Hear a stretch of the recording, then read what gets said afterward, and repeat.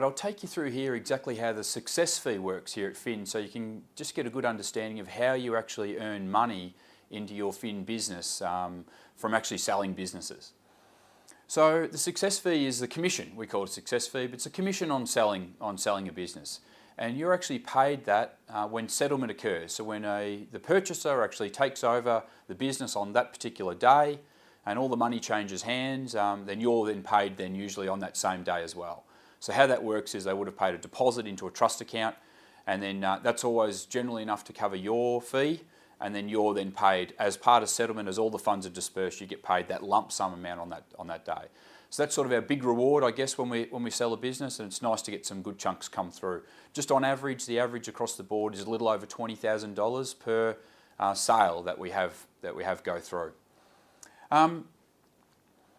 So it's the business owner that pays you, and it comes out of their funds. So say, for example, they sold the business for $500,000 and you owed a success fee of, say, 7% for the sale of that, $35,000. So they got $500,000 for their business, $35,000 goes to you, $465,000 then stays with them.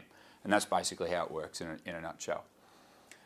Across the board, how we actually charge is we've got what we call our rack rates. So our rack rate that we have in our mind is we try to always start at 7% as of the total sale price that we're selling a business for. And we always try to also have a minimum fee, if we can, of $17,500. So if we work to that, that normally means that we get covered well for our time. Now that's what our rack rate is. You can charge what you like. You can charge someone $100 if you want, or you can charge them 1%. It's entirely up to you. But in comparison, which I'll cover down here in a second, most of the marketplace for business sales, generally business brokers will charge between 5 and 10% of the total sale price that they're selling a business for. So we're 7, and most of our businesses we're listed across Australia will be at 7%. And sometimes you might be 6.5 or 6 or 7.5 or 8. It just depends on the business. What you do is you look at it yourself, and you're ascertaining what work do I need to put into this, what support is the owner going to give me as far as the information they provide me, etc., to make my life easier, to be able to get the business sold. And that largely determines what you're going to charge. If you think that it's a good sized business and they're going to work with you well, you might only need to charge them 6%, for example. If you think it's going to be quite a challenge and they're not very well organised, you might want to charge them 10 for your time. So it really just depends on you. And we teach you how to then do that assessment as part of the training, obviously. You can sometimes charge, if you want, you've got a few options. You can charge a flat fee. So sometimes you might say, yep, I'll sell the business for you and I'll just charge $25,000. So you can just charge a flat fee if you want, or you can charge a percentage like I said before. Sometimes you might charge a mix, where you might say, I'll charge you, the fee that you can pay me is 7% of the total sale price, but with a minimum of $17,500.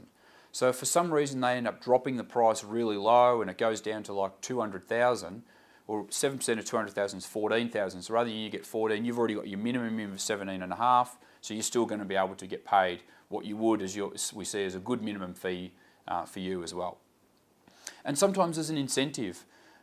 We have business owners who will come to us and we'll do an assessment of the business and say, look, this business is worth around $700,000 to $750,000. And they say, look, I'm happy with 500. In my mind, it's worth 500. I think you'll struggle to get 750,000. But we do an assessment based on what we truly think that the market value of the business is, and that banks will lend, etc. And sometimes that it's not always that the business owner wants more than what it's worth. That does happen, but that's not always the case. Sometimes it's the opposite, where they don't really know what it's worth and they've already made up in their mind beforehand that this is what they would pay for it. So in that case, sometimes what they'll do is they'll say, look, I'm happy with 500. If you can get anything over and above that, and you might work out an incentive where 25% of anything over and above, say 500,000, can come to you. So you might say, look, okay, it's 7% of up to 500,000, and then anything above that, 25% of the amount above can come to you. So if it sells for another $100,000, so 600,000, you can get 25 grand extra. So you got 5% of 500 plus another 25,000 as well. Now the owner's really happy because they obviously got a lot more too than they thought they would. And sometimes they'll do that. They want to give you the incentive. They'll say to you, if you sell it for more, I'll give you more. So you're able to do that sort of stuff as well. Most commonly you'll find sort of 9 times out of 10, it's just a standard percentage. So, around that 7% as a guide, that's pretty normal. And how we fit into the marketplace is we're not discounters, so there's always someone who's cheaper and, might work from a home. They've got no overheads and they've got a couple of listings, a couple of clients, but they don't sell much. And in all marketplaces, there's those sort of operators. And there's probably some around too who are really, charge really, really high price. And they're a bit the same too. They might only have a few clients to look after, and often they're semi-retired and they just have a handful of clients and they'll just charge what they charge. But in the normal open marketplace, we're just pretty normal. We're pretty standard. So that's a good understanding there of how you're earning your income. And as a guide, you probably want to, in your fin business, you want to have around about 60% of your income that comes into your business coming from your success fees. And the rest comes from the other services that you provide to clients and how they pay you for those. So we're not a model that relies entirely on success fee and commission. That's one of the unique things about fin, and why people have got such strong financials is because of that aspect there itself. We've got multiple income streams, and around about 60% there as a guide should come in from your success fees.